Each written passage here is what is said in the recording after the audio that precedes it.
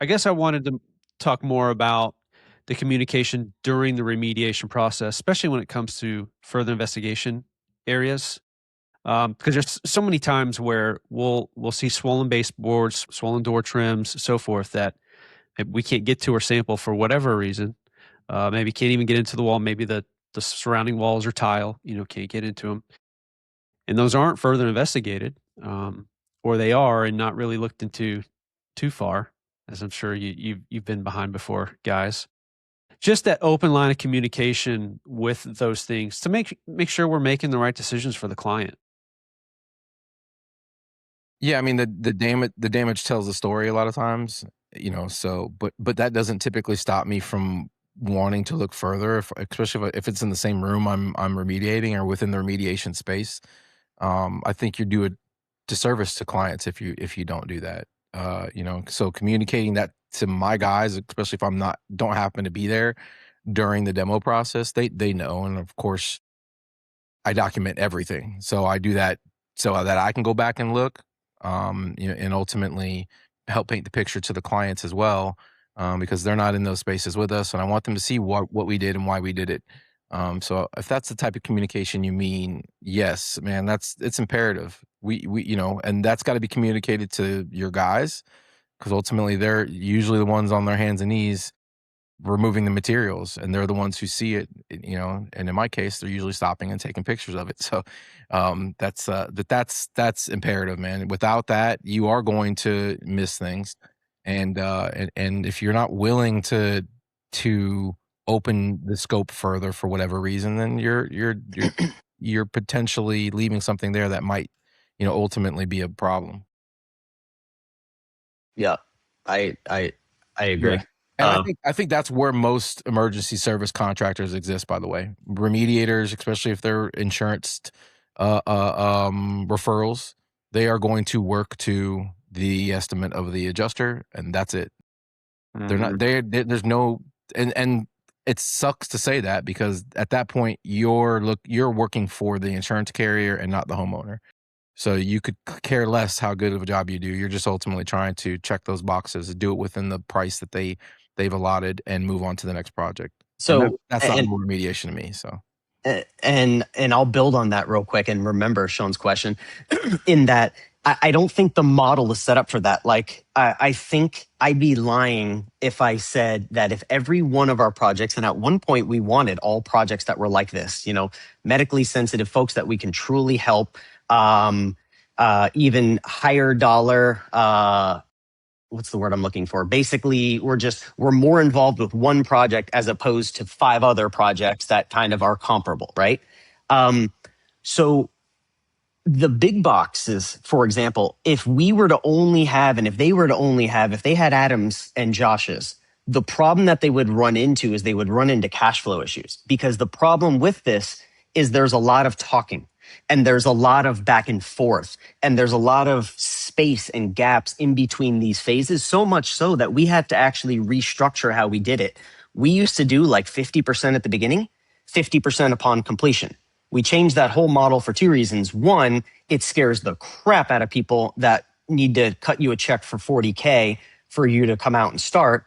And then 2, you will quickly run out of money. Even if you're potentially doing all things right, you'll come, closer than you would like to. So we kind of broke it into quarters, which I think is much more digestible for the client. It gives you a working goal. It also allows you to kind of prioritize, like, let me just push this back to the next phase. But like any of the big box, like anybody, if we spent this much time and we weren't collecting money, because unfortunately it's no secret and it's not us being greedy, it takes money to make money. Like I can only do, and if it didn't, I would do so much of what I do for free. And there's certain clients that I talk to and I'm just like, guys, one of you has to handle this, because like I'm going to give her everything she wants, or he, and then some. Like the personality, like I feel bad. But as far as the communication thing goes, Sean, like I think that's so vital, because just calling a spade, like you said, you want to catch everything. I hate to say it, and it's probably not a mind blown moment for you, but you guys don't know what's under all the insulation in an ag. no. A 1,500 square foot attic, which is a fairly modest size home, right? Just your average home. 1,500 square feet of insulation, like you're moving it where it's most vital. You're moving it around the bath fans. You're moving it around the AC vents. You're moving it around maybe on top of a physical wall to see if there's penetrations going down, or you feel some cool and you're like, okay, it's really hot in this attic. Why am I feeling cold? So it's imperative that guys like Adam and I, whether through us or through trades we're working with, somebody removes all that insulation.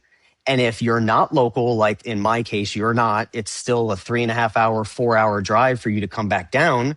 Or you can rely on folks you work with, right? We're not partners per se. We're not in cahoots. It's just if I can go in and fulfill a boots on the ground and provide you with photos and provide you with my insight from a remediation standpoint on like, hey, we found a lot of water stains, but really here's the only areas of like, well, I won't call it mold. It sure as heck looks like mold. I'm thinking we do this. Are you guys on board with it? And we've always had that to where whether it's you or Al, someone will say, no, I agree with what Josh and Discreet are saying. I think we should cut it out. We always tell the client, of course, hey, if you want to bring CMA back in or anyone for that matter, that's up to them. But if there's a way that we cannot overstep as a remediator, save the client some money, of course, look like a hero. Everyone likes to look like a hero. So there's definitely some level of hero complex, at least admittedly with me. Like we're going to do that. So for me, the communication piece is huge. That's why the scheduling and everything, like I hate to say it, even, the guys we work with, like at the end of the day, if there's difference, right? And I won't pick on my guys, but just guys in general.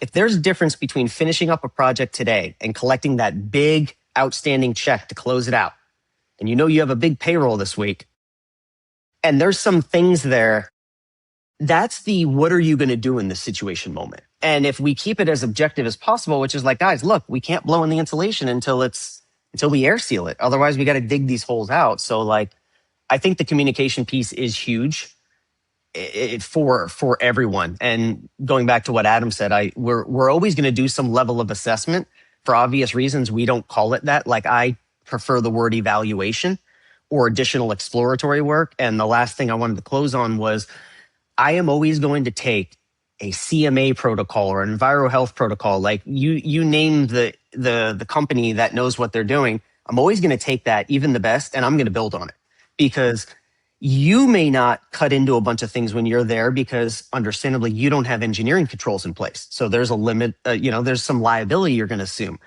But when I'm there and I've got containments and engineering controls and negative air scrubbers and employing local exhaust, and I'm pulling all the baseboards off, you don't think I'm going to do a 4x4 cutout beneath a wall below the window where it's hidden behind the baseboard anyway. So even if they get a level 1 finish, like that's the time, like Adam was talking about, where we go above and beyond, pull out things that we could get done within budget, give them more information.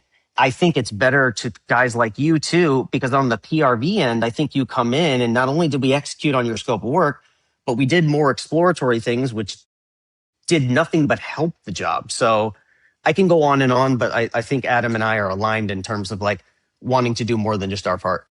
100%. And there's nothing worse than not having confidence because you haven't heard from a remediation company about what they're doing. They're not filling you in on the additional things they're finding. And I love that you both will look at the consistencies when it comes to what the sources are, what the water damage is, and you'll build upon that scope that we've created. Because the one we create, it really is just the roadmap. And having companies like you guys that we can trust to go further and that the client trusts to go further and find these additional issues is just so important. That is really the job of the remediator. It is. It's like agreed. If the three of us have been asked to come out to a crime scene, and Sean is going to do the ballistics, you and I are going to analyze the actual scene itself. Like we have to work as a team together to figure out, who done it at the end of the day, where and which way to go. So it is very similar to that. It is our job to do that. It is our job to follow the damage, follow those clues, communicate that to our guys. If there's concerns or we feel like we should go further because it makes sense to communicate that to the homeowner, and ultimately, back to the assessor at the end of the day to say, this is ultimately what we ended up doing. Your protocol, guess what, man? Your protocol called for this. but you'll never believe what we found in that room. You know, like you said, that bathroom had 4 layers of tile. You don't know until you get into things in a lot of cases, and you know, just like you don't know that some walls should be insulated and they're not until you open them up. So it's that has to be part of it. You won't be successful without that. Yeah. No, and we've always talked like at any of these IAQA conferences or just any conference in general where there's like good intention and good merit. You know, we always talk about how the IEPs have to be in communication, whether you're an assessor or a remediator, like the two of you have to be talking. And it's that much more vital because again, one thing that and this is why, like without an insurance adjuster background like Adam has, I just knew that, okay, well, if we're trying to fix something, if I blew my engine, why did my engine blow? Was it something, you know, I need to get to the root cause. Otherwise, especially with moisture, we're going to continue to have this issue. And I'm sure I speak for everyone when I say the amount of times we've gone back in and saw where they did remediation and we're just like, yeah, of course this was going to happen again. You didn't address the giant hole where they ran networking cables down and there's a freaking 4-inch hole at the top of the header. So it's like getting to causation. I feel like a good assessor should expect the remediation company to play a part in that. And I think they would set the framework like Sean was talking about, the starting point. Like, I believe it's coming from here. We're going to have more information once things are opened up. Like I once upon a time believed that the assessor had to identify the source. If not, like that's on you. You're supposed to figure out why it started. But like, again, it's the same thing with you can't see under insulation. You can't see within walls. Thermal cameras don't show you within walls like some people have thought. And we have to fill in the blanks for you. And I think it's just a complementary piece. You guys build the framework, you know, we add to it. And then at the end of the day, the final deliverables is like Adam was talking about when they go to sell the house, we know it was done right. The team was working together. We've got all the reports that show it. And most importantly, we address the source. Couldn't have said it any better myself.